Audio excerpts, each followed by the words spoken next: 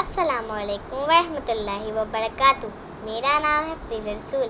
मैं आपको अपने चैनल आसान इस्लाम में खुशामदीद कहती हूँ। हज़रत इब्राहीम अलैहिस्सलाम का किस्सा जारी है।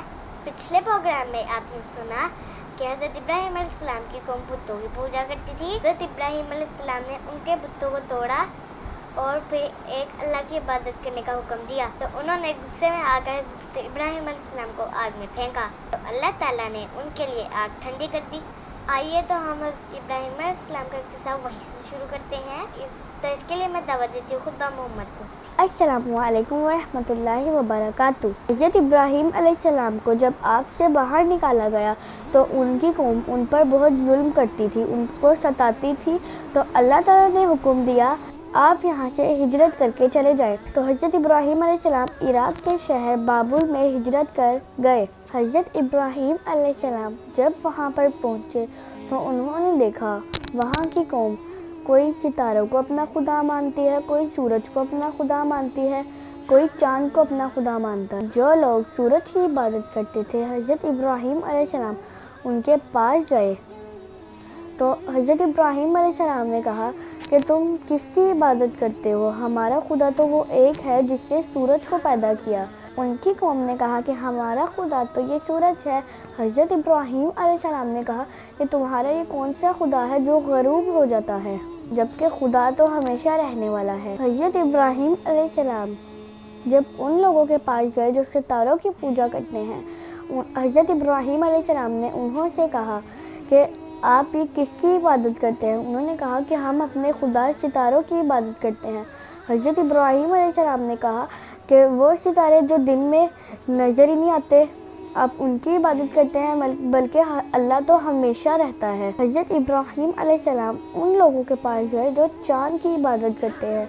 उन्होंने पूछा कि आप चाँद की इबादत करते हैं जबकि अल्लाह ताला ने चाँद को पैदा किया है, अल्लाह ताला ने सूरज को भी पैदा किया है, अल्लाह ताला ने सितारों को भी पैदा किया है। ये तुम्हारे खुदा नहीं है, तुम्हारा खुदा वो एक है जिसने इस सब को पैदा किया है। तो जी नाज़रीन, आपने सुना जब हज़रत इब्राहीम अलैहिस्सलाम हिजरत करके जिस कौम के पास गए, वो कोई सितारों की पूजा करती थी, कोई सूरज की इबादत करता था, कोई चाँद की इबादत करता था।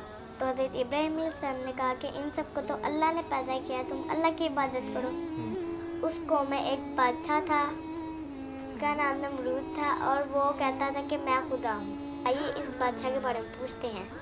उस कौम में एक बादशाह था जिसका नाम नमरूद था। वो पूरी दुनिया पर हुकूमत करता था, वो बड़ा जालिम इंसान था। जब हज़रत इब्राहीम अलैहिस्सलाम को पता चला तो वो उस बादशाह के पास गए। उन्होंने उस बादशाह से कहा कि तुम अपने आप को खुदा ना मानो, तुम तकब्बुर कर रहे हो। हमारा खुदा वो एक है जिसने तुम्हें पैदा किया और मुझे पैदा किया है। हमारा खुदा वो है जो पैदा भी करता है, मौत भी देता है और रिज़्क भी देता है और आजमाइश भी देता है। बादशाह नमरूद कहने लगा कि ये सब तो मैं भी कर सकता हूँ, मैं जिसे चाहूँ ज़िंदगी दे सकता हूँ, मैं जिसे चाहूँ कत्ल कर सकता हूँ। फिर उसने अपने जेल खाने में से 2 कैदी मंगवाए। उसने एक को ज़िंदा छोड़ दिया और एक को कत्ल कर दिया। हज़रत इब्राहीम अलैहिस्सलाम कहने लगे कि मेरा खुदा वो है जो सूरज को मशरिक़ से निकालता है। अगर तू खुदा है तो तू सूरज को मग़रिब से निकाल के दिखा। जब नमरूद ने ये बात सुनी तो वो खामोश हो गया और हज़रत इब्राहीम अलैहिस्सलाम का दुश्मन बन गया। तो जी नाज़रीन, आपने सुना कि बादशाह नमरूद एक तकब्बुर करने वाला इंसान था। तो अल्लाह ताला ने नमरूद की कौम पे क्या अज़ाब नाजिल किया और वो उसकी मौत कैसे हुई, आइए इसके बारे में पूछते हैं। अल्लाह ताला ने नमरूद की कौम पर मच्छरों का अज़ाब नाजिल किया। मच्छरों का अज़ाब अल्लाह ताला ने मच्छर आसमान से भेजे। वो मच्छर तादाद में इतने ज़्यादा थे कि वो इंसान के जिस्म पे बैठते तो उसकी खाल गोल सब कुछ खा जाते, सिर्फ अंदर से हड्डियाँ नज़र आ रही थी। अल्लाह ताला ने आसमान से एक मच्छर भेजा जो नमरूद की नाक में से उसके दिमाग में बैठ गया। वो मच्छर जब नमरूद के दिमाग पे काटता तो उसको शदीद दर्द होती और वो चीखता चिल्लाता। उसने बड़े बड़े तबीबों और हकीमों से अपना इलाज करवाया लेकिन वो ठीक नहीं हो सका। जब भी नमरूद को मच्छर काटता उसको इतनी शदीद दर्द होती کہ وہ اپنا سر دیوار میں مارتا تو اس کو سکون ملتا۔ اس کی تکلیف کا علاج یہ نکلا کہ جب بھی اس کو مچھر کاٹتا تو وہ اپنے سر پہ جوتیاں مارتا، دماغ پہ جوتیاں مارتا تو اس کی درد صحیح ہوتی۔ اس نے اپنے وزیروں کی ڈیوٹی لگائی کہ جب بھی بادشاہ نمرود کے سر پہ وہ مچھر کاٹتا درد ہوتی تو وہ سارے وزیر مل کر اس کے سر پہ جوتیاں مارتے اور جوتیاں کھانے کے بعد اس کی درد ٹھیک ہو جاتی۔ روایت میں آتا ہے کہ بادشاہ نمرود کی عمر 850 سال تھی۔ اس نے 400 سال حکومت کی اور 400 سال وہ جوتیاں کھا کھا کے مر گیا۔ تو جی ناظرین، آپ نے سنا کہ بادشاہ نمرود ایک انسان تھا اور اپنے آپ کو خدا کہتا تھا اور تکبر کرتا تھا، تو اللہ تعالیٰ نے اس کو ایسی سزا دی جو جوتیاں کھاتے کھاتے مر گیا۔ تو کبھی بھی کسی انسان کو تکبر نہیں کرنا چاہیے، کیونکہ تکبر کا انجام بہت برا ہوتا ہے۔ بادشاہ نمرود کے بعد حضرت ابراہیم علیہ السلام کی زندگی میں کیا کیا ہوا، آئیے اس کے بارے میں پوچھتے ہیں۔ حضرت ابراہیم علیہ السلام کی پہلی شادی بی بی سارہ سے ہوئی۔ بی بی سارہ ایک بہت نیک خاتون تھی اور وہ حضرت ابراہیم علیہ السلام کی خدمت کرتی تھی۔ ان کی شادی کو کافی عرصہ ہو گیا لیکن اللہ تعالیٰ نے ان کو اولاد نہ عطا کی، تو اللہ تعالیٰ نے حضرت ابراہیم علیہ السلام کو حکم دیا کہ آپ دوسری شادی کریں۔